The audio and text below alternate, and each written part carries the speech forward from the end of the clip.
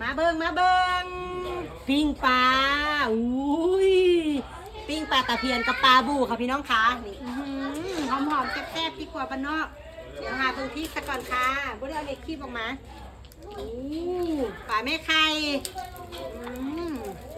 ด้านกับด้านปิ้งปลาหอมๆจ้าผู้ใดผ่านมามื้อนี้แวะมากินปิ้งปลากันที่ครัวบ้านนอกเด้อปิ้งปลาตะเพียนตัวใหญ่ๆมีโอ้ใจฮ้อนมีปลาบูตัวนึงนี่ปลาบูน้อย ปลาบูข้อล่อนี่หอมทอดปลานะคะพี่น้องคะหลายเมนูกับข้าวมีแต่เมนูปลาค่ะช่วงนี้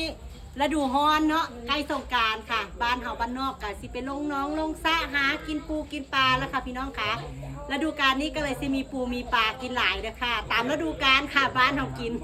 ช่วงมื้อนี้ก็เพิ่นไปลงน้องค่ะเอาไปลงหนองตึกแหค่ะได้ปลามาค่ะมาปิ้งแล้วก็ซุ่มกินน้ำกันค่ะพี่น้องคะก็กำลังไปตามมะคุ้งทางนี้ก็เฝ้าปิ้งปลาแต่ไม่ผ่านมาแวะกินข้าวกับปิ้งปลาน้ำกันนะคะพี่น้องคะที่ครัวบ้านนอกจ้า